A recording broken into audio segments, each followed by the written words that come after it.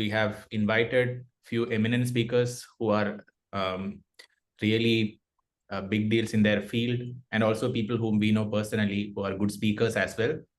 And the idea is we'll be covering different topics with respect to AI. Let me share my screen briefly, Satwik. I'll not take more than 2 minutes for this. Sure. So we have our inaugural lecture by Satwik Sinha. Satwik is doing his master's at Illinois Institute of Technology, and I have known Satwik for the last maybe 1.5, 2 years, something like that. So we have worked together on projects. We are still working together, in fact. And today, Satwik will be talking about physics-informed neural network, and particularly about his economic modeling paper that we have been working together. The work is a really, really good work. I mean, we have been working on this paper for quite some time now, and I know the way Satwik work, and I know that he's an amazing speaker as well. So, Satwik, welcome to this talk. Thanks for agreeing to organizing this session, and looking forward to hearing from you. I'll stop sharing my screen, and you can start sharing.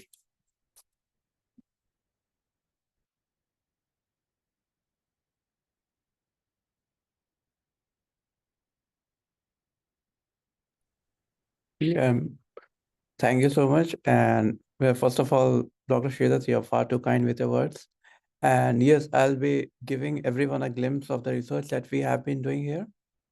And first of all, I'd like to welcome all the people who have given us their important time, and welcome to this amazing series of the AIR. And I'm very happy and honored to be the inaugural speaker. So I see we have quite the audience. Around 40 plus people have joined. So that is a very good and welcome news. In a couple of minutes, we'll be starting with our presentation. So I'll start sharing my screen. And if you're able to view that, just raise your hand or let me know.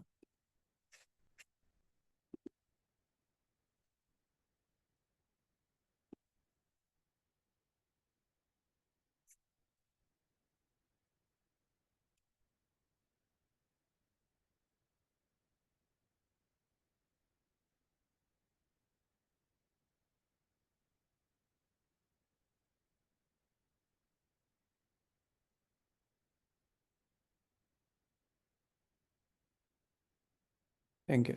Yeah, I've got the confirmation. So I think it's 7574 right now. We'll wait for 1 or 2 minutes and then we'll start with the presentation, if there are any more new people joining in.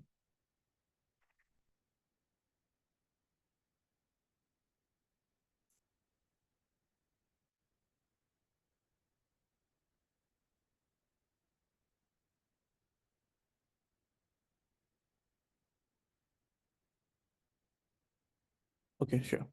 So we have got the confirmation. We'll be starting right now.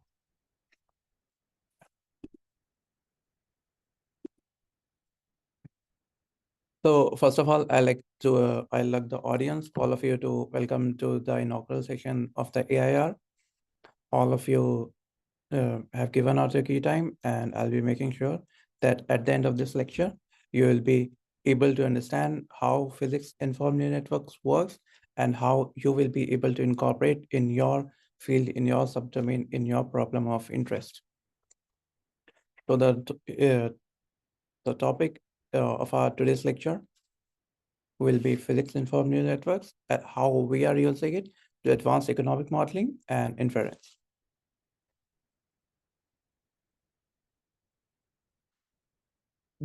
I see a couple of people posting over here. If you have any questions, you can post them in the chat section. And how the talk is structured, we'll be having 50 minutes of lecturing where I'll be delivering the news, and then followed by 10 to 15 minutes of Q&A. At any moment, if you feel something is of very interest to you, you can write it down and we can follow through it later during the Q&A session. So without taking any further delay, this is the agenda of today's session.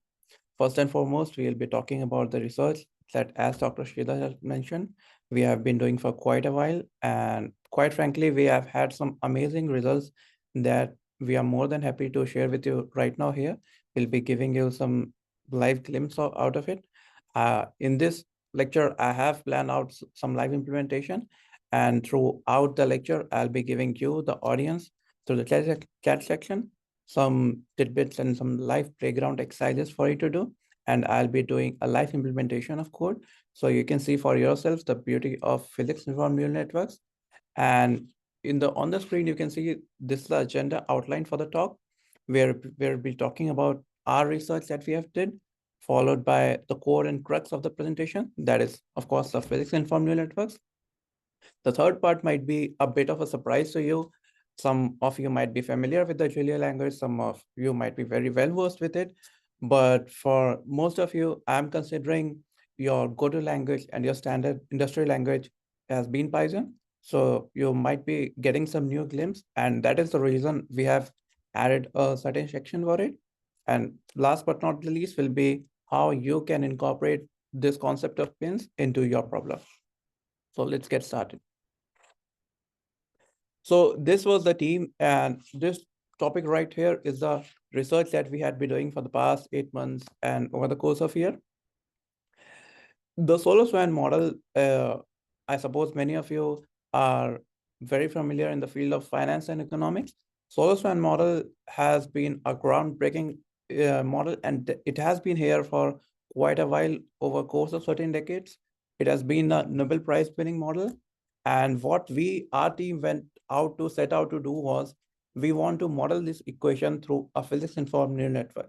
Not just any neural network, but a physics-informed neural network. And we want to model it in such a way that even with constraints, much enforced constraints, adding noise and limiting the data to train, it is still able to perfectly capture the physics of this equation, which has been a ground truth and has been proven for many decades and been accepted by many economists. So what we set out to do was, we wanted to model this equation through a physics-informed neural network. And what we'll be able to achieve, and we had achieved in our pursuit of our journey, is, let's say when we constrain the data to a very limited amount of training data, let's say it is a 30% or 40% of data. Through our structure of pins, we are still able to emulate that, and we are still able to forecast that through extended amount of time spans. Now, how that is helpful in general to the society and to the audience, let's say we are part of a developing country like India, or let's say we are not trustworthy of a country or trustworthy of the data that we had gotten. When our model is based out of PIN, we can verify that because our model is not a black box. It follows and it is guided by the physics of that equation. So in the next slide, you can see this is some of the results that we had with our research. Wherever you see neural ODE, that is the neural network that is used, that is the term that is used in industry, black box. But in the case of UDE, a certain part of the equation had been replaced by a physics-informed neural network. And this pin, you can see there are two cases, case 2 and case 4, in both the scenarios. In case 4, what we see over right here, when the training data is reduced to a meager 30%, or in this case, a timestamp of 3, and then we do the forecasting, you can see the neural network's prediction is way off the original data. But in our structure of PIN, the neural network is able to capture the underlying ground truth data even when the training data is reduced to such a point. That is the beauty of PIN, and it is very easy to understand how this breakthrough has been so critical and has led the advancement of AI so much right now. So this is a Solo Swan model equation. I'll be just gliding over it. I won't take much of a time. So this is the equation that has won many Nobel Prizes in the field of economics. And what we set out to do was, we used to take this second part of equation and replace this with a physics-informed neural network. So the tools that we used for our research were primarily the Julia programming language and the physics-informed neural network.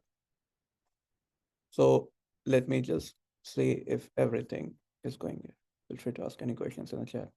Yeah, if you have any questions during or later in the presentation, please either write them down here or make certain notes out of it. At the end of the presentation, I'll be sharing the slides with everyone and all the references that I've used throughout the presentation. So you'll be having every reference to refer to.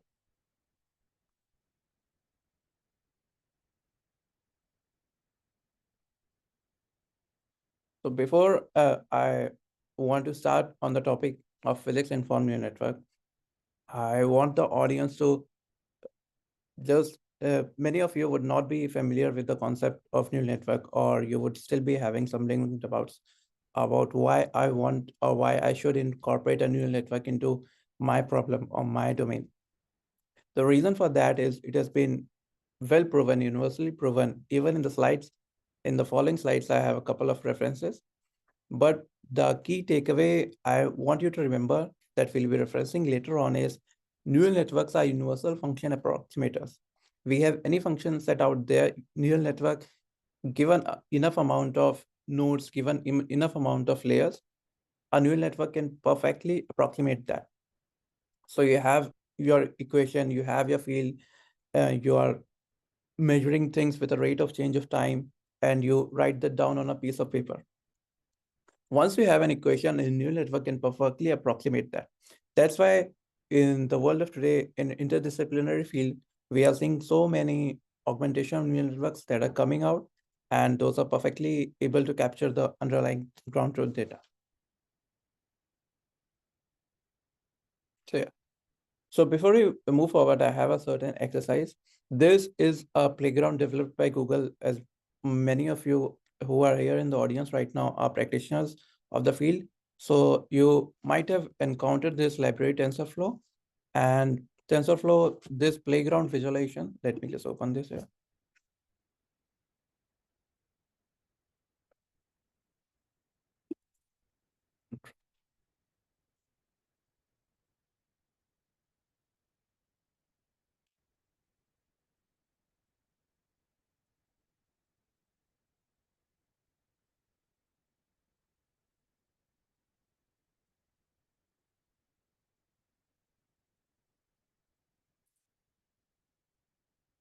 So this playground was made by Google for learners to visualize how this neural network works. I'll be walking you through it, but I want the audience as well. I'll copy paste this link in the chat. So while I'm walking through it, if any of you are new to the field of neural networks, you can head over to this website and you can visualize how does a neural network work. But talking in brief about it, yeah. So right now here you can see we have certain amount of layers, and we have a classification problem where we want to classify these orange beats with the blue beats. We can set out to fine tune anything, any activation function, any kind of regularization. Regularization is your penalization, how you want to penalize a neural network, and the type of problem you want to take. Generally, regression problems are tougher than classification problems, but for the sake of simplicity, let's just go with this, and let me add some amount of more hidden layers. You can see as the neural network, we can see even before I ended my statement, the neural network is able to train itself perfectly, and it is able to form an outline boundary where we are easily able to segregate the orange beats with the blue beats. Feel free to experiment by adding or subtracting the amount of hidden layers, and this will give you a perfect visualization of how neural network works and how they are able to classify. We can try with different problems. You can see the weight transferring over here. And let me see if the link is there. Can you send the link again? Sure. Yeah, that's the link. Yash has it. You can click on it, and yeah, you can go over it. So let me reload the tutorial once more so you're able to walk through. Let me know once you are able to access the website.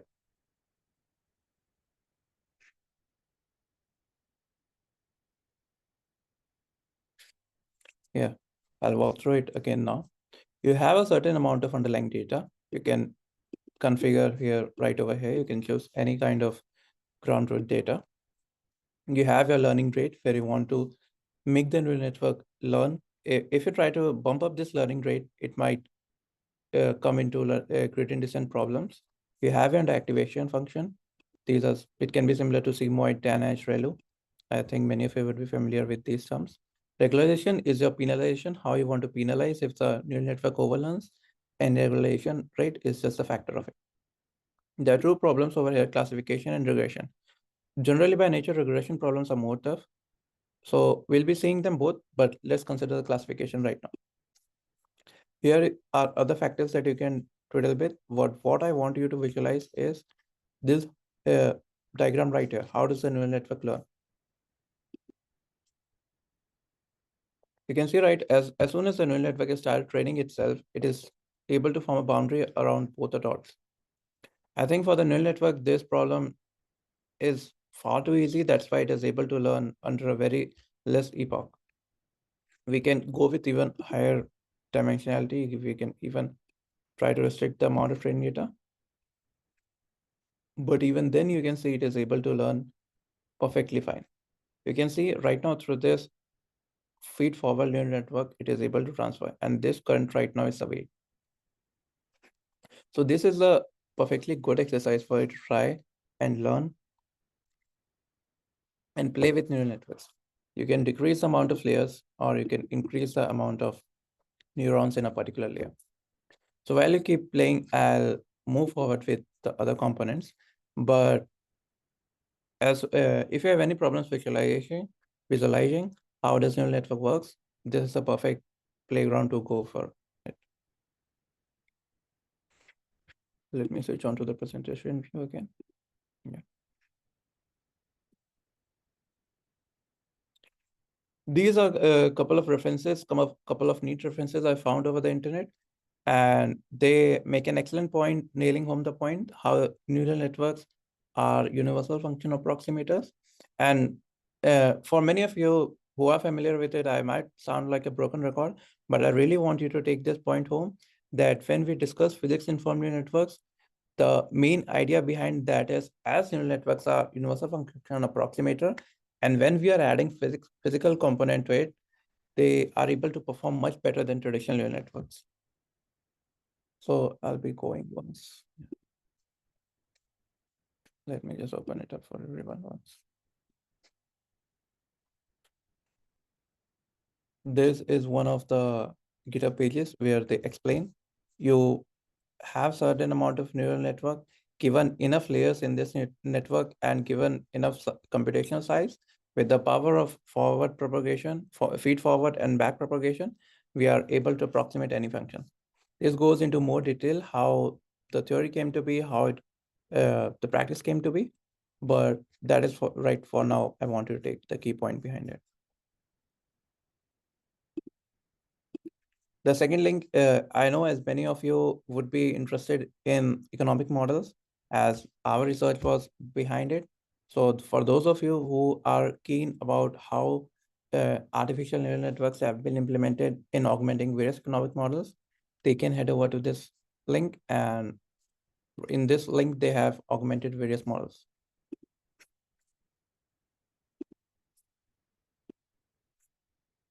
So here in this, again, for the last time, I will be trying to nail this point home, that suppose we have a neural network with sufficient amount of nodes and layers.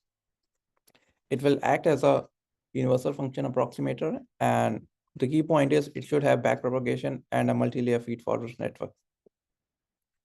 So after this, later on, if anybody has any questions of comparison between neural networks and a physics-informed neural network, please feel free to put right now in the chat. But these are the key two points. So now, if the point of neural networks in the physics-informed neural networks part is clear, we'll move on to the main subject of our topic. What are pins and how we are using to change and better understand the reality around us. This is the textbook definition of pins. Right now, you would feel like these are a bunch of keywords, but do not feel afraid about it. I'll be going through with you, and the only specific information I want you to remember from here is physics informed neural networks are neural networks which are trained to solve supervised learning tasks, and they adhere to the physics governing the environment, governing the equation. Suppose you have an underlying ordinary differential equation or a partial differential equation or even a stochastic differential equation, and you want to augment that with a neural network. Pins makes that happen. They give the physics as a loss function, as suggestive loss function, and the neural network is able to train that. How that happens in detail, we'll see forward. But right now, what I want you to remember are these key terms. Neural networks that are designed to tackle supervised learning tasks while adhering to the specific laws of physics as outlined by that equation or the environment. So this is the original paper that came out in 2019. This was a breakthrough behind it. Let me just pull it up. Yeah.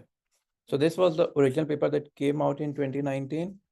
And right now here you can see verbatim in the words of the author, we introduce pins, neural networks that are trained to solve supervised learning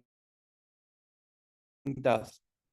So by right now, you'd be able to understand that pins very coherently adhere to the physical laws that we gave them in the form of equations or in the form of environmental variables. And before introducing any training data, any test data, the neural network is trained on those equations. So let us take a much more deep dive onto it. This is an article I found over the internet that makes explaining this concept much more neat and very easier. So I'll just go over that. Yeah.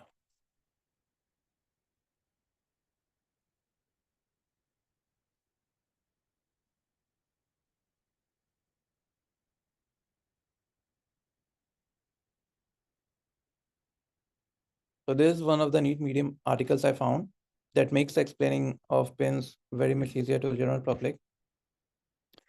Let's say we take a differential equation. This equation is perfectly integrable, but for the sake of simplicity, we take a first order differential equation. We differentiate it with respect to time. Now we initialize a boundary condition because for pins, two things are required: our equation through which it can adhere to, which we can later form as a loss function, and a boundary condition. The reason for these two, why we have boundary condition is later on, if you go down and we have a loss function, because we want this loss function, the residual that is form of the loss function. Let me start from here. So we have a perfectly differentiable equation. We try to augment that with a neural network. We have a boundary condition, which is also referred to as an initial condition. And right now here in the article, but we have already established that neural networks are universal function approximators. And through automatic differentiation, which is nothing but backpropagation, we form a suggestive loss function, and we train the neural network on that loss function. Here you can see this loss function is nothing but a combination of the left-hand side over here and the right-hand side. Let me just point this out. Yeah. This right here is the right-hand side, and this here is the LHS. And the loss function is just a combination of this. So let's say we have formed our loss function to train our neural network, which is made after the equation that has been provided to us, which is the physical law of our environment. The loss function, the residual of it, as soon as the neural network starts training itself, the loss function residual will start approaching towards a very minute value, 0, and often more than times to the power of 10 to the power -5 or -4. So as soon as the neural network starts reaching towards the value of 0, it means that the neural network starts training itself adhering to those laws of physics. So yeah. So now the second question comes is, as I highlighted earlier, that the neural network, physics-informed neural network, is a neural network that we are training with a loss function, a custom loss function that is a combination of two things. First is the equation, the governing equation of the environment, and second is the boundary condition, which is also referred to as the condition of the environment at timestamp t is equal to 0. Using these two conditions, we form a custom loss function that is a combination of both of them, and then we start training the neural network. As soon as the neural network starts training itself, it starts approaching towards a value of 0 and oftentimes less than 10 to the power -4 or -5 a value, which means the neural network is perfectly able to capture the underlying physics of the equation. It can be a sinusoidal wave, it can be a tangent wave, but anything, whatever the underlying governance of the environment, our physics-informed neural network is able to capture it. The reason why the loss function is made up out of two terms, net zero at t is equal to 0 initially boundary condition, and a suggestive loss function is because here you can see the boundary condition loss contributed added to the MSE loss, the median square error, of which we all know as the L1 and L2, the loss function. So you can see here the final loss function is a culmination of the boundary condition and the equations governing that environment. So later on, this article goes on to implement a pin from scratch in Python. But for now, we'll go on to a practical world example. So here is a highlighted term for everyone of what I was describing orally earlier. The loss function is a culmination of the left-hand side, and this right here is the right-hand side, which was the differentiable equation that we were augmenting with a neural network. And here is a boundary condition at timestamp t is equal to 0. So the final loss function to encode the physics of the differentiable first order equation is a summation of the boundary condition as well as the loss function made by satisfying the governing equation. And one of the primary reasons of including a boundary condition is we need to arrive at a unique solution. So as soon as we have a residue of the loss function, and if we try to form a loss function just on the basis of the governing equation, then it will not be a unique solution to a problem. So by adding an initial condition, often referred to as a boundary condition, at timestamp t is equal to 0, we are making that solution unique. And more often than not, at these times, these physics and the suggestive loss function makes overfitting of a physics-informed neural network close to impossible. The only reason a pin structure, a physics-informed neural network structure, would be overfitted would be if your training data has very high amount of noise, or if the data is of poor quality. That's the reason when we set out to build pin for our research, and later on I'll reference the original paper that came out, the equations and the theoretical proof they have taken to demonstrate the power of pins has been well accepted by the scientific community. And most of the equations, I feel when you will see them, they are used by people in daily life, and all of them have been referenced by thousands of people. So that is one of the primary structure of pin. And that's the main reason why I would not say pin is not impossible to overfitting, but compared to a neural network, it is almost impossible how you would overfit a pin, because the loss function is itself suggestive. It's not enforcing the neural network to train on that equation, but it is suggesting to train on that. And combined with the boundary condition, the initial condition, the solution that we arrive, the neural network trained, is a unique solution and is perfectly able to capture the physics of the equation. Let's move on to the next slide. So before explaining the Burgers equation, let me reference the original paper that came out. Yeah. This was the original paper that came out. And let me hide the meeting controls. Yeah. So this is the original paper that came out. And in this paper, they have used sort of many famous equations to nail home their point. Most common being the Burgers equation. We'll be taking this because this is the most simplest one out of many. And here they have the code for it, but we'll look at the code at other point with a different language. And what I demonstrated earlier, that the loss function is a culmination of the initial condition and the equation of that, let's say right over here. So this is the equation of this is the Burgers equation. And this variable u, we try to augment that with a neural network. This is the loss function of it, which we are differentiating with respect to time. Now, when we try to augment that with a neural network, when we reconstruct a pin out of it, we'll take that initially boundary condition and we'll take the neural network suggestive loss function and we'll train our physics uniform neural network with a combination of both of this. Here is another example taken by the authors of the paper, Schrodinger equation. And with a similar fashion, they have taken the loss function, which is the net summation of the initial condition, the boundary condition, and a third variable. As soon as your set of environmental equation tries to get more complex, we need to augment that with more variables. But until unless we have an equation and we have a boundary condition with that, physics informed networks are perfectly able to capture it. So this is an example of the Allen-Cahn equation. I'm sure many of you would have encountered it during your studies. And later on, and move forward, the authors gave the examples of many of the famous equations. But here I want to demonstrate with one of the equations, the Burgers equation. So in the Burgers equation, I'll demonstrate it again. This is the original equation. We take this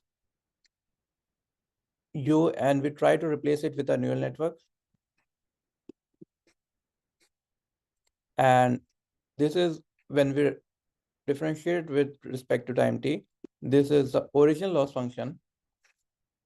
And here the authors have formed the loss function, which is a combination of the initial boundary condition and the final loss function, which is satisfying this present loss function, which is nothing but the equation.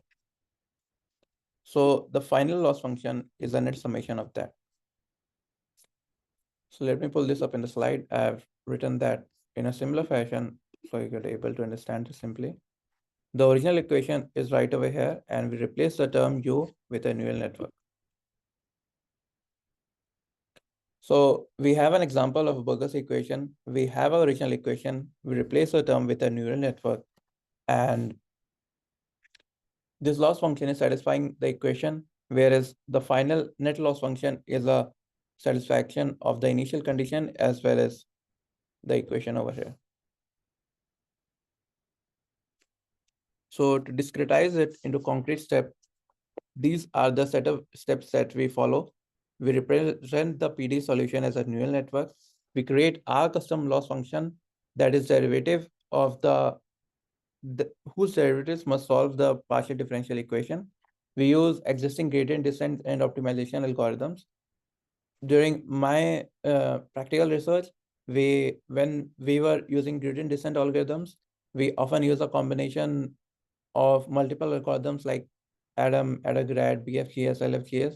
I'm sure you would have heard of some of these, but we use a net combination of these 2 to 3 algorithms in conjunction to arrive at such a minute loss value that the error rate is almost negligible. Like I'll show you a live implementation of the code, but the error value is 10 to the power minus 5, minus 6 at a point where even in the graph, it's just indistinguishable. That's how accurate the physics informed neural networks of today are. And as soon as we have the neural network U, as soon as it is able to solve the PD, we have a neural network that perfectly captures our environment, and we can just augment that and use them to further enhance our solution. So this is an existing diagram, but I think I've nailed home that point enough, that we create our custom loss function and we train the neural network on that. And this newly encoded physics-informed neural network will be able to capture your underlying PDE or ODE or stochastic different equation, gradient different equation, any kind of equation that governs the equation, that governs the environment of your existing domain. And this neural network will be perfectly able to capture and augment the solution that you're trying to find. So physics-informed neural networks, I think they were released, the paper came around 2019, and since then they have been making huge breakthroughs, because this is such a new domain and pins right now have such an been huge discovery. I feel like there are a lot of low-hanging fruits for people to grab. And as more AI leaps into interdisciplinary in the field of economics, finance, I feel like with this implementation of pins, we are able to solve many more, and we are able to understand many more of the equations of the environments that we were not able to understand earlier, or we could have a much more clear picture of the problem that we are working with augmenting pin with our existing neural networks. So of course, pins come with their own disadvantage. Nothing comes without its free cost. There are no free lunches. So pins have their own disadvantage. And most of the major feedback, like if you would go on the internet, if you would ask somebody who has never practiced this science or who has just read the theory behind it, the argument that they give is pins generally are much more performance intensive. Like to train a physics-informed neural network versus a normal neural network, it takes huge amounts of time and huge amounts of investment, both in your time, your commitment, and the architecture. But coming from the research we have done, I have done the countless nights I have spent, and one of the there were harsh critiques of the point that error is the error function is a variable that is in greater magnitudes, and this error would diverge us from the ground truth of the data. But coming to our research that we did, and the multiple bounds of research before coming to our own solution equation, we went to the ground truth data of many equations, such as the Newtonian model, the predator-prey model, and all those equations we followed through, and we implemented it ourselves to better understand the concept of pins. And what we found out that was the error was minimized to such a way that the argument that the general public had, that pins leave a certain amount of error that differ from the ground truth data, that was completely false. Even when we implemented and we made this research for our project, the error was minimized to a very low number. And the third and the most leading arguments that we are facing is pins are very computationally intensive. Yes, that might be a bit of truth if you're implementing that in Python. And that's the reason in the third agenda of our slide, we had the Julia language.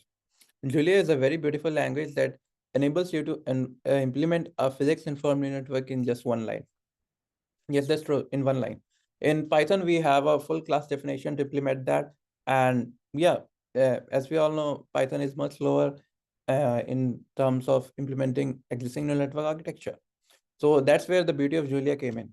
It gave us the researchers and the end users, the beauty of writing simple, clean code of Python combined with the execution speed of C++.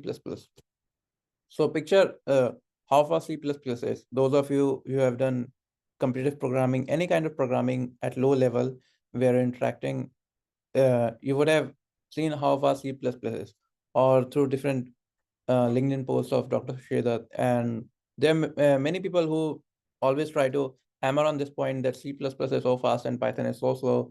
Any kind of architecture, any kind of work could be done so much faster in C++. So picture that, and picture how it's easy to understand and write the code in Python. combine both of this, and that was really the birth of Julia. So we'll be coming to Julia in our slides later on. But there are two key things in the discovery of pins, the subtopic of pins, that I want to highlight. For many of you, those who would have remembered the original slides, in our research, there were two key terms, neural ODEs and UDEs. Neural ODEs, as of course, are neural ordinary differential equations, and UDEs are universal differential equations.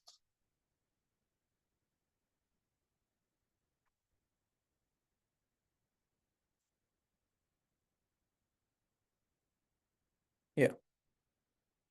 So neural ODEs equation right now, yeah, this is the definition. But the key terms I want you to remember are their class of ordinary differential equation, and the key term being right here is neural. So they are neural networks designed to solve ordinary differential equations.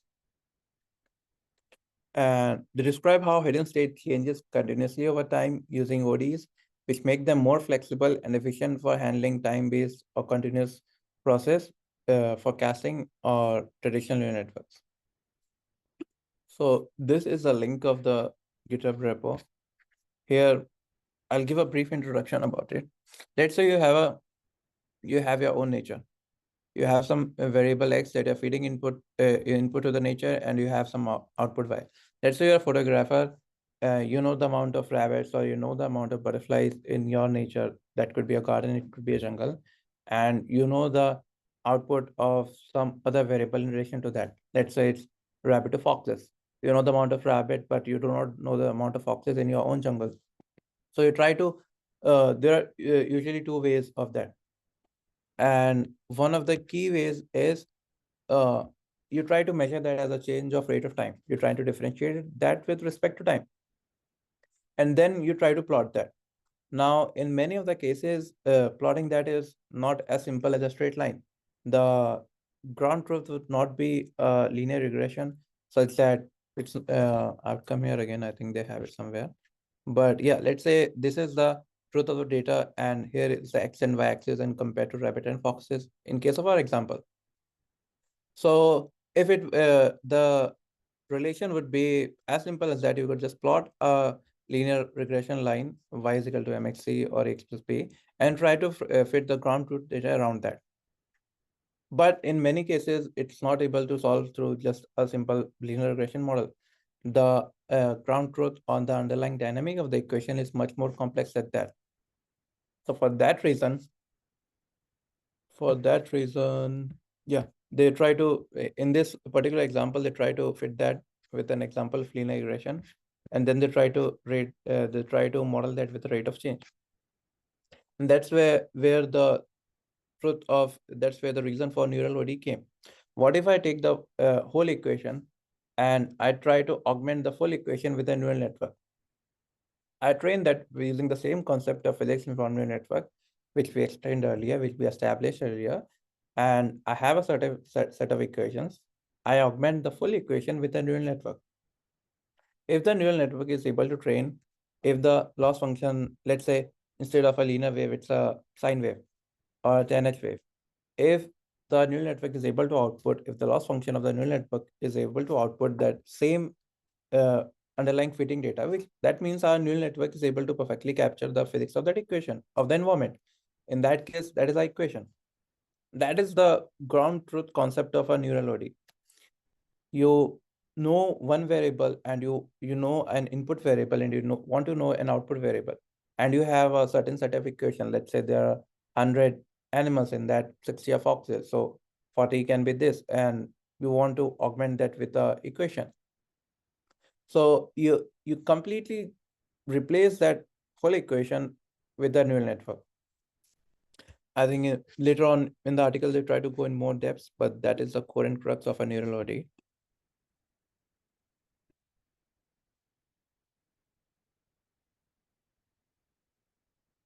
Yeah, this is the paper that came out.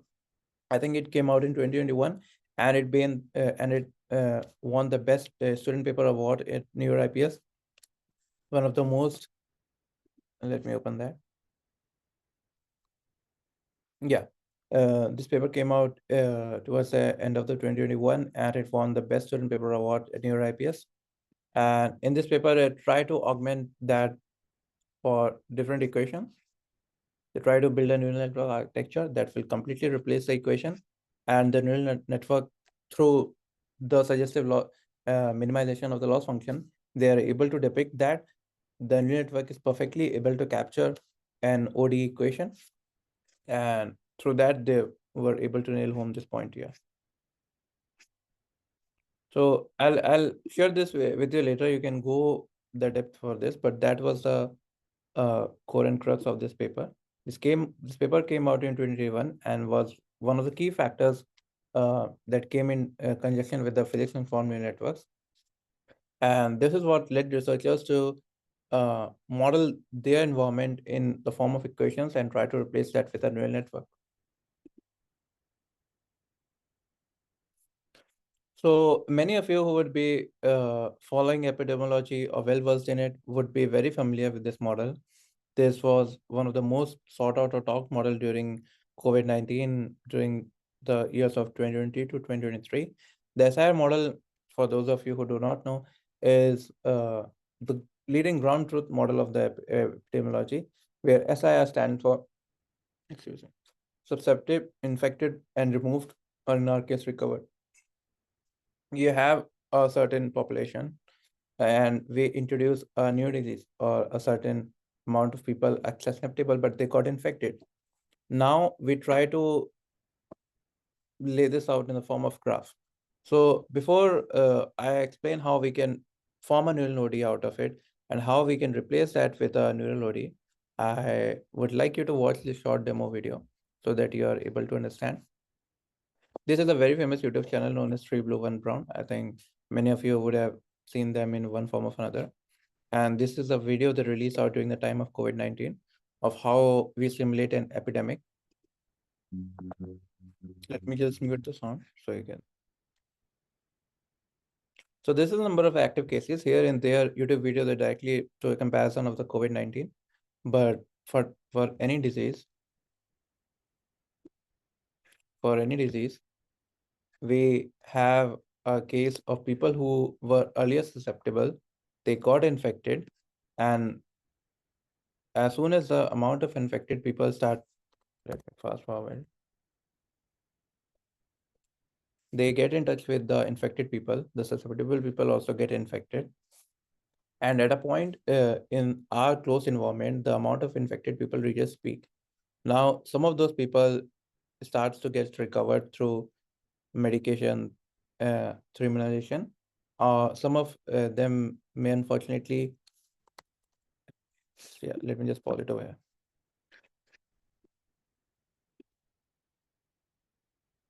Yeah. So these are the number of active cases. And as soon as the active cases starts to bump up, the infectious people at certain point of time would reach the peak in the graph. Now, as soon as we introduce any immunization, or let's say the disease is fatal, terminal, the people starts to die and they starts to get removed from a current box or current environment. So this is a very classical model in the field of epidemiology, the SIR model. We'll try to augment that with a neural network.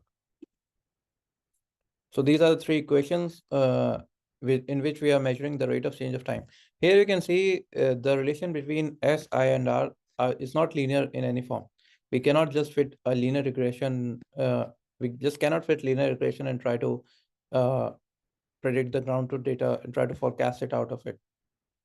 So we'll take these three equations with their respective rate of change of time, and we'll try to replace the term with a neural network. This is actually the ground truth data, actually the equation, but right now, let's say we do not know what is the output variable. So we'll take this full ds by dt, and we'll replace that with a neural network. Yeah, so this is written in concrete discretizable steps. We take this neural network, the function fx, and we replace the full network, the full equation with a neural network. So once we have a neural network and we have our equation, we'll start optimizing it using gradient descent algorithms. Here I've listed a library, differential equation flux. And this library is very specific to the Julia language. And what is the beauty of this library is it makes the training of neural network very simple in just a few lines of code. In just 20 to 30 lines of the code, you can introduce the equation, you can define the ground truth data, you can define the equation, you can train a neural network out of it, and you can get the outcome. So in very short summary, we have an existing equation. We augment the full equation with a neural network. We use existing gradient descent optimization techniques to optimize the neural network weights, kind of weights which we saw earlier when we were using the Playground TensorFlow website. And once the weights are optimized, we have a model. The suggestive loss function is reduced to zero or a very minor value. We have a model, and that model can be replaced, perfectly capture and forecast the future of that environment. So last but not the least, I want to take a practical example. I want to define a certain set of equations that are very arbitrary. It does not represent any environment, but I want to show the beauty of a neural network. At let's say we have two equations, U1 and U2. We differentiate that with respect of time, and this system of equations describe the dynamics of both U1 and U2 over time. We'll try to replace this equation with a neural network. I have written the code for it, and it's in Julia architecture. And I'll show you the beauty of the code while we are running it, and we'll see how the neural network is perfectly able to capture this. So let me just close this. These are all the files that I've prepared, and these are all the famous equations. But right now, I'll be going through this first one, the custom one that we have made to understand and better nail home the point. So let me minimize this. So straight away, I start executing the program. And while the program starts executing, I'll explain what we've done over here. So just focus on this point. Here we have defined the equation do, and these are the variables and these are the constants. The same constants which we had over here, 0.1, minus 2.0, and for U2, the same ones. The same ones I have depicted over here, and I've started replacing the whole equation with a neural ODE. This is the code for replacing them with a neural ODE, and I've taken a random value from which it should start training itself. As soon as the neural network will start training itself, you will see this is the existing loss function. It started with a very high value of 216. As soon as it starts confirming itself, it will start decreasing the loss function, and you will see this is the data, and the neural network is trying to match itself to the prediction. This value started with such a high value of 216, but as soon as the neural network starts training itself, it starts minimizing the loss function. And at present, it's such a low value of 1.3, and you can see that is reflected even in the graph over here as well. This was one of the key factors, like how I got so much inspired and enchanted by the beauty of neural networks. You can see we can take a set of arbitrary equations. This set of U1 and U2 equation has not be any key universal factor or determining for anything. But I took a set of arbitrary equations and I made a neural network out of it. And the neural network was perfectly able to capture those equations. You can see when we started that the ground truth data, the neural network's prediction was way off. But it perfectly able to train itself over that loss function, over that equation, it is perfectly able to match the existing ground truth data. Right now, we are at such a low value that it's very hard from the naked eye to decipher itself the orange and the blue beats. That's how perfectly where it's able to capture. And even now, the loss function is decreasing. And let me just expand this. You can see the loss function is such a minute value, 0.00. I mean, 10 to the power minus 2 minus 3. And that is very well depicted in the graph. I think it's one of these, one of these last two nodes that is trying to able, that is the only thing that where I can decipher the blue and orange nodes. And even that is perfectly overlapped. So I defined an arbitrary equation I defined a neural network for it, and I started the training process in just, I think, 70 lines of code, barring the comments. In just 70 lines of code, I was able to define a custom set of equations, train a neural network, and that neural network was perfectly able to capture the ground truth data. That was the beauty and a practical example I want to take, that for our domain problem, let's say you have an idea, you know certain variables, or you have an equation, and you want to forecast that. We can build a neural network out of it, and that neural network will be able to extrapolate at a certain point of time till you want it, and perfectly capture that. And that neural network can perfectly augment or even enhance your environment or the equation that you're trying to work with. So yeah, I took this differentiated with respect to time and replaced a complete equation with the neural network. That's what we did. So I know some of you might be amazed by this idea. Some of you might be getting real-time ideas as we talk about it. And some of you might have had some doubts and some problems.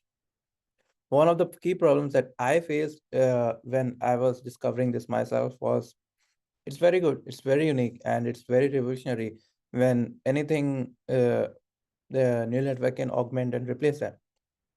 But one of the key problems that I face, that in the current research world, there are equations that have been followed through decades of time. Let's say the current solar storm equation came around 1956 or 1960s, early 1960s.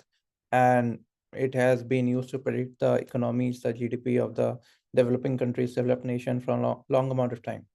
So we are living in the 21st century, and we need augmentation to that equation. I, as a researcher, do not want to replace the full equation with a neural network. Maybe there are parts of the equation that I know already. Maybe there are variables that I know already. So I just want to replace parts of the equation with a neural network.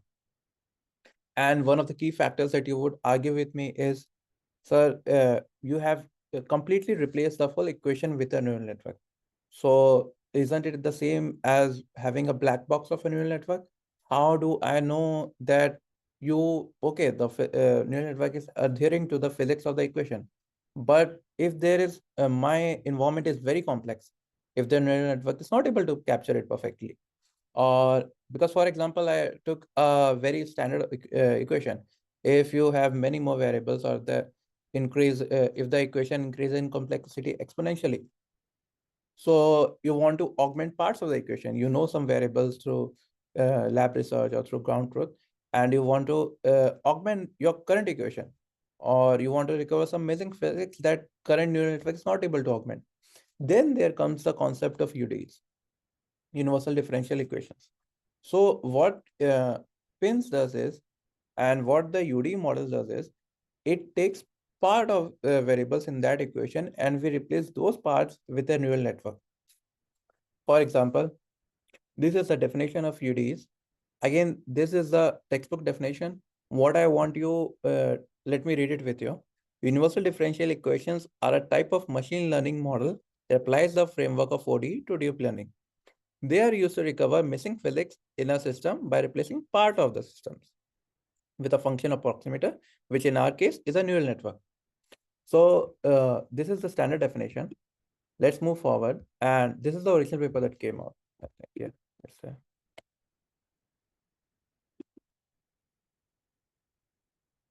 This is the paper that came out. Yeah, right.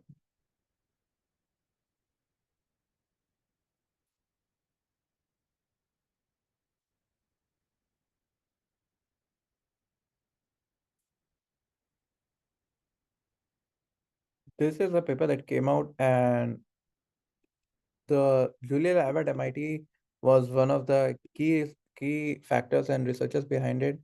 And many of the authors of this paper, Christopher Caucus, and many of these were one of the very key, what I would say is, uh, figures who reference, who impacted our study in such a way that we, uh, of our team, some of them were able to directly undergo their PhD under Dr. Christopher Gaukus. And me personally, I have had multiple interactions.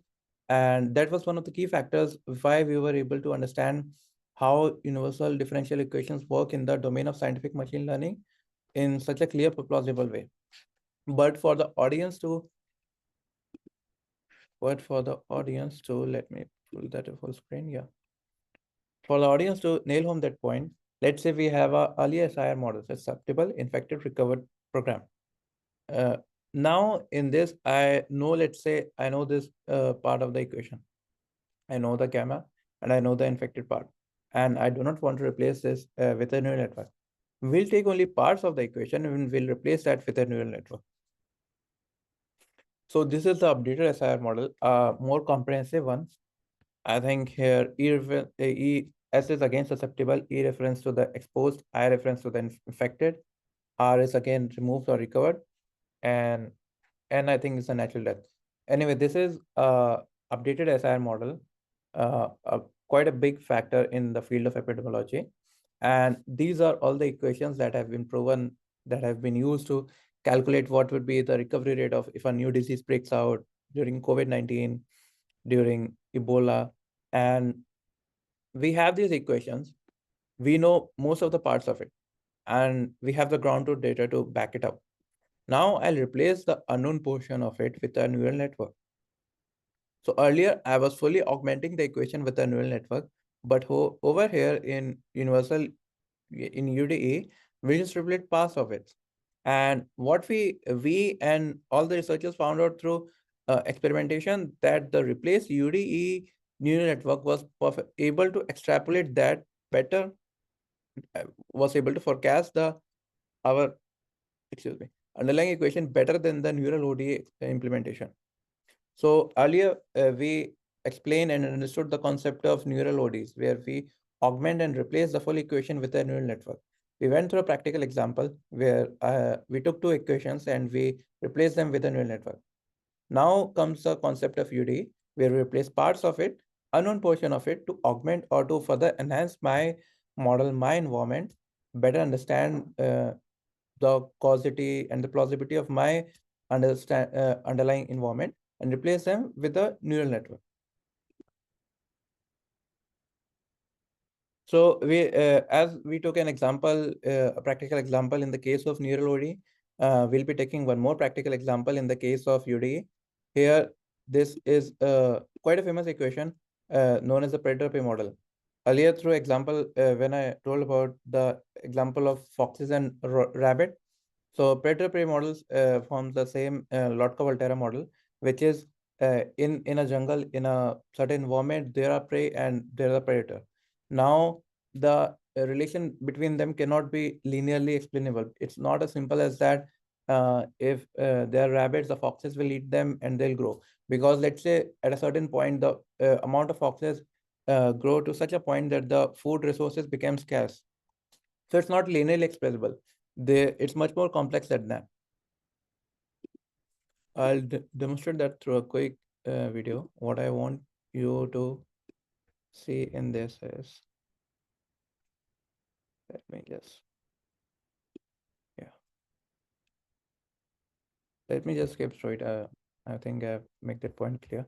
So this is the example of the predator-prey model. These are the equations that have been well established. We take these variables and we replace part of it with different neural networks. That is the beauty. It just had not be to be uniform. It need to be augment with only one neural network. We can replace parts with two different neural networks to augment and to better understand the physics of it.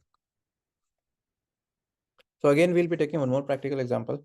For the live implementation, I have selected 5 of this: the SIR model, which we went through, black hole dynamics model, the predator-prey model, which I explained earlier in theory. And these are 2 of the key factors in fluid dynamics. Let's take one example out of it. Let's take the black hole dynamics one. I think that would be the most interesting for the audience. Yeah, let me close this one. Yeah, I have it. Let me see. Yeah, I have it right open here. So let me minimize this. So this is the code walkthrough that I've written for the black hole dynamics model. Again, I'll start running it. But the beauty of Julia code is that it's so quick that even before I can finish the code walkthrough, the graphs will start implementing on the screen.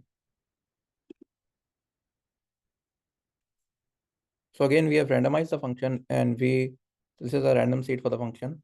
So every time the behavior is reproducible, and we'll see it will start with a random very high value for the loss function. It will start training itself.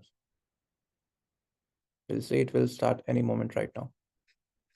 Usually in Python, it takes longs of minutes and sometimes even hours to get the output. But in Julia language, we could get that in just minutes.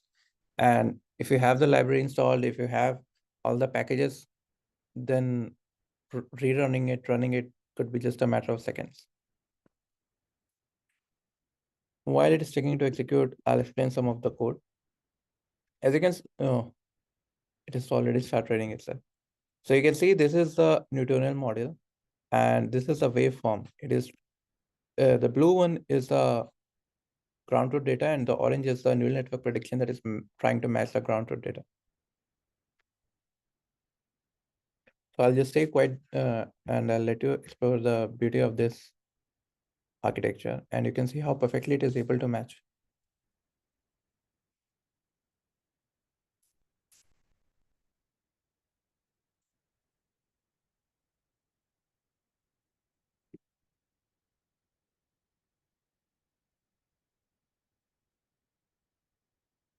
While the neural network trains itself, we can see the loss function has again started minimizing to a very minute value. It is dancing around the local descent, and right now we can see that is something 10 to the power -1. And on the visual depiction, it is perfectly able to match the ground truth data.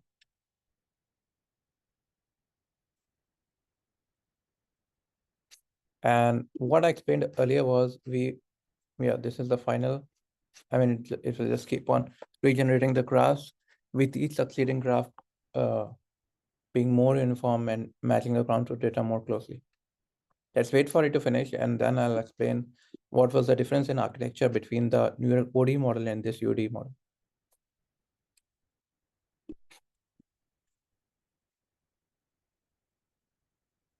So while this trains itself,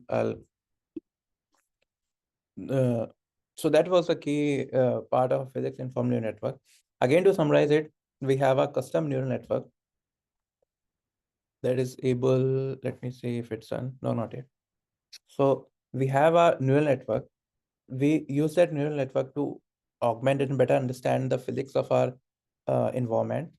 We make a custom loss function. The custom loss function is a combination of the boundary condition or the ground truth at timestamp t is equal to 0.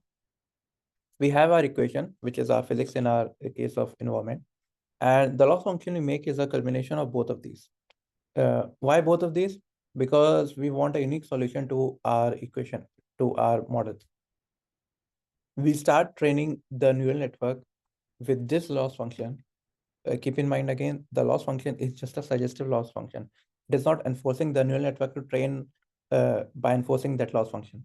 So it suggests a loss function and the neural network trains on that suggestive loss function. Once the loss function starts decreasing and starts reaching to a very minute value, which is a residual 0, but in many cases, the value is very low. As soon as starts reaching the 0 value, which means that our neural network is perfectly able to capture the physics of that equation. That means we can augment and we can replace either the full equation or parts of that equation with that neural network. And that neural network we can use to extrapolate further, forecast the variable that we are interested in, the physics that we want to depict it. So that is the key idea of the physics informed neural network. That is how it came to be, and that is why it is being such a key driving force in interdisciplinary artificial intelligence, where we have ground truth problems to solve, where we want to better understand my environment, my research, my domain. I want to better enhance my equation or my model with the help of artificial intelligence. So I feel like, yeah, it is able to match, and you can see the ground truth data has reduced to such a minute value. I mean, sorry, the loss function has been able to reduce to such a minute value, 10 to the power minus 3. That is how strong physics-informed networks in their pursuit are. Third, as I promised, I wanted to give a brief walkthrough of the Julia language, how it combines the speed of C++ and Python. And that is what we ourselves use that to implement in our research. I personally had been well versed in Python, have been using that for a decade. But for our research, I learned Julia from scratch. Excuse me. I learned Julia from scratch and use that to build this physics informed network, and the result have just been short of amazing. So, giving a brief intro about it, Julia language was found at MIT. They have a specific Julia lab. I'm one of the key founder, was a co-principal investigator for Professor Alan Edelman. And like I mentioned before, Dr. Chris Rogokas was a key influential figure at the development of this language. He is currently a principal investigator at the Julia lab and was the advisor to our team. And the beauty of the scientific machine learning and the Julia community is it's very open-ended. Like I said, there are very many low-hanging fruits, and when I try to implement that, the experience was nothing just short of amazing. So yeah, I wanted to showcase that with a practical example. I know we have done many code walkthrough, but like I said at the start of the presentation, the beauty of using Julia versus Python is Python, you have a class function to represent to train physics informed neural network. With Julia, you just can demonstrate that with a line. In just one line, you can demonstrate a full physics informed neural network. It takes care of everything. The learning rate you want to solve, the gradient descent algorithm you want to use, and 99% of the cases, that particular line, that one line code is sufficient to augment and to train your neural network in every case. And yeah, this is a example. Instead of running it live, I wanted to just give a code walkthrough. And this is a library that we use. Even I used to train all of these models that you saw right now. I'll be sharing the code files, and they were made possible to run in one line with library. That is one of the key factors. Julia has a library for everything. If your problem is GPU intensive, if your problem is solver intensive, it needs multiple solvers, Julia can use that, and we can import all the library in one line. You can see right now, it's just human readable. I can display the prey predator equation in one line, and I can set the initial value and I can start trailing. This is a documentation for those who are interested in how to start making their own code. I'll be sharing that. So yeah, coming again, scientific machine learning and Julia has very real world and practical implementation. If your research if your research can be augmented by neural network, I would very much suggest that to try to implementing that with Julia. If you have any problem or you want a more thorough guidance, you can reach out to me or Dr. Shridhar or to any of the team at Vizuara. And even if you are a startup founder, there are real practical world startups that have been using this key concept of physics informed neural networks and implementing them in their startup ecosystem.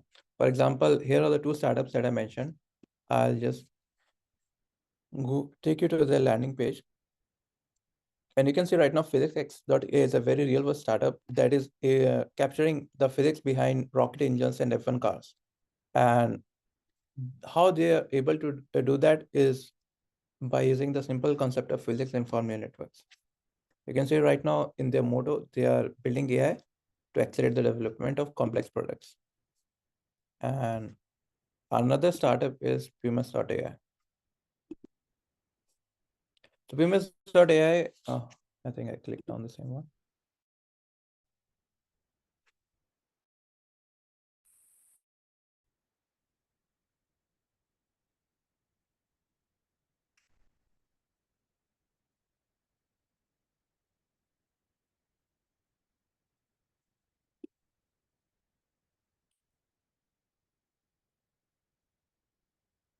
Anyway, so PMS.ai has been in the field of healthcare, and they are implementing physics informed neural network in their healthcare domain predictions, and they have found amazing results with that.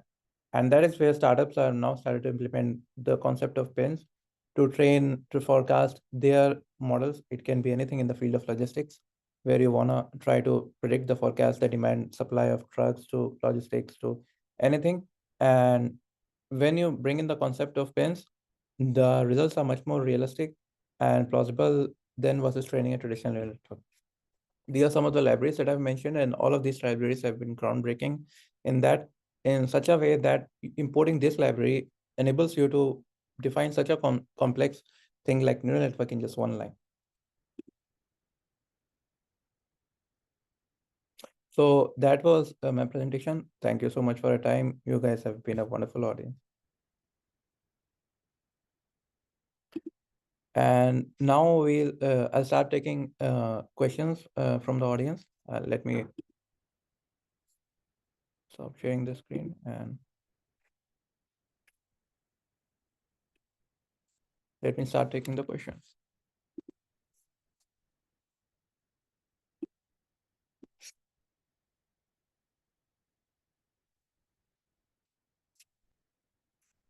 The question asked by Parth is, let me just spell it. So could you please elaborate and give a few points on the difference between general neural networks and pins? So first of all, if have to directly code differences, one of the key difference was it's very hard to overfit with a physical informed neural network. That's the reason behind this is the physics that we are incorporating in the form of equation acts as another kind of regularization that makes overfitting almost nearly impossible. And the key difference between a neural network and a pin, as the name goes, we are encoding physics in the neural network. We are giving that physics in the form of a suggestive loss function. And when the neural network trains itself on that suggestive loss function, it is able to capture, it is able to adhere to and maintain the physics of that equation in the form of equations, in physics of the environment in the form of equations, and the initial boundary condition, the combination of which perfectly captures it.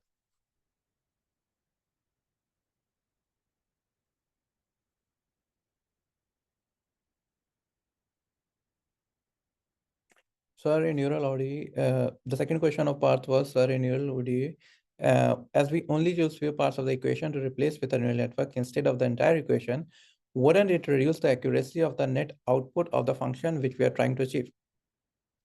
I would say the reason why we are choosing is UDE versus a neural ODE is when you're trying to enhance that equation. We want to augment that equation in a form that we are better able to understand. If a neural ODE is perfectly able to capture, we are very good with it. The reason we use UDE is primarily because of two things. Either we have some ground truth data, we have some data about the variables that I do not want to lose, that I want to use in my experimentation. So I'll just replace the parts that I do not have data about with a neural network. And secondly, I just want to augment that with the, I just want to augment that to further advance and better understand the complexity, because some equations are very complex, and replacing the parts of the equation with the UD would be much better than replacing the full equation with the neural network. Please share the email so that I can get the code. Yeah, I'll be sharing the all the code files, all the reference links with the Vizuara team, and you can reach out to me on my LinkedIn, or you can reach out to Dr. Shridath anytime. Sir, are the ground values always necessary for the neural network to work upon in order to generate output with more than 95% accuracy? I would say like I said, the only two things that are required for you to get started is a set of equations and a boundary condition. Coming to your question, is are ground values always necessary? Then again, it comes to the points of, are the set of equations that you're using are well defined and have been verified. The equation, the solution equation we use, and all the equations that the authors describe in their paper when they developed and led this idea to the public, have been verified and have been used in their respective domain for decades. So banking on that fact, we were very well certified that the solution equation has been used and verified by independent journalists and economists for years. And that equation has been used to depict and calculate the GDP of country for years. Can you give an overview of your research project on econometric modeling and how you applied Pinstrike? So yeah, in lecture 3 of the slide, there was a solution equation. We replaced the second part of the equation with a physics-informed neural network. And the existing variables, the first part, and the pin, the second part, was perfectly able to forecast at a point where we restricted the data to such a low point, which we termed as the forecasting breakdown point.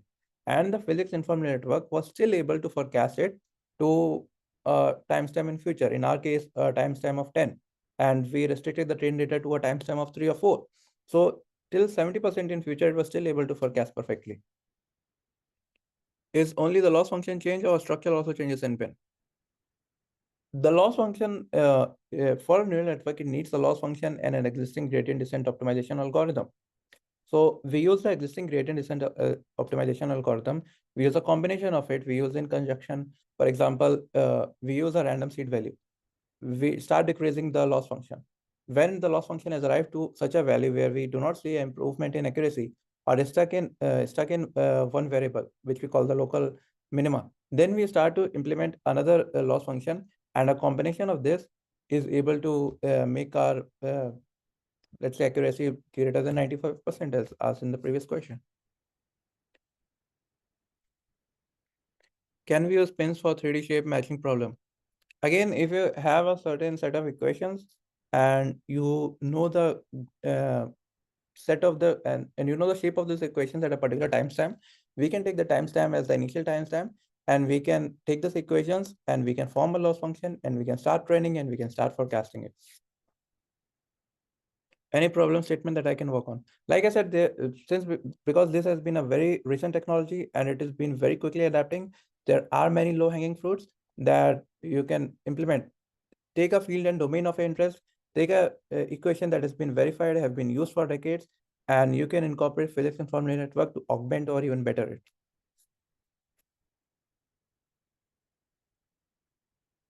What are the hands-on experience / internships we can take on in the field of pins within the next year of practicing?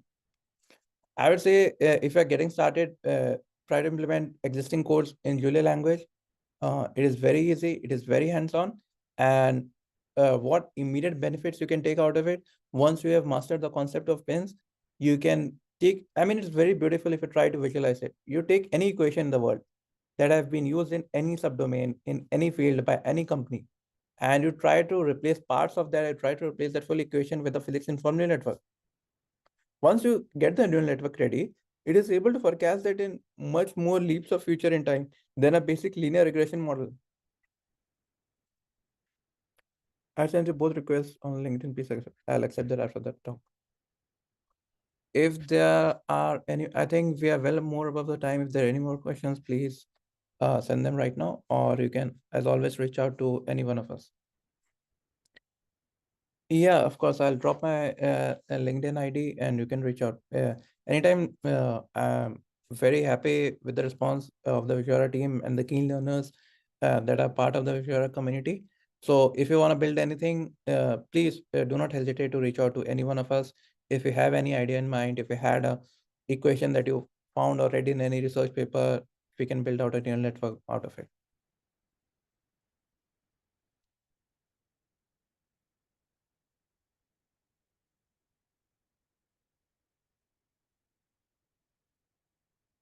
Thank you, Vishali. Glad that you learned.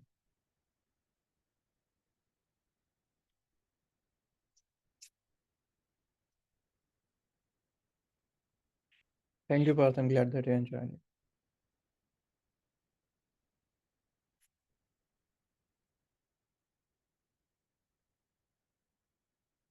Are there any use cases where we can use NN and pins consecutively? By NN, see, pins are a recent breakthrough of the traditional NN. So if by NNs and pins consecutively are meaning augmenting the full equation and augmenting parts of that equation, then again, the question arises how we are recovering missing physics. If in one format, your neural network is perfectly able to capture and forecast, then I think there is no requirement unless you want to augment a part of the variable, you want to better understand that variable that traditional literature is not able to understand. If by replacing the full equation, you are able to get a perfectly able neural network, then I think that does the task. If your goal is just to forecast it in future of the time, I think the neural network is working perfectly fine.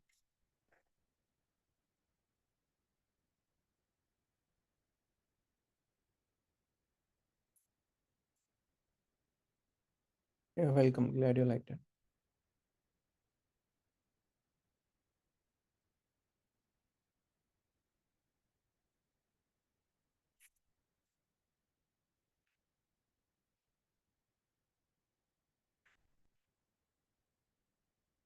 I think that will be enough for the talk.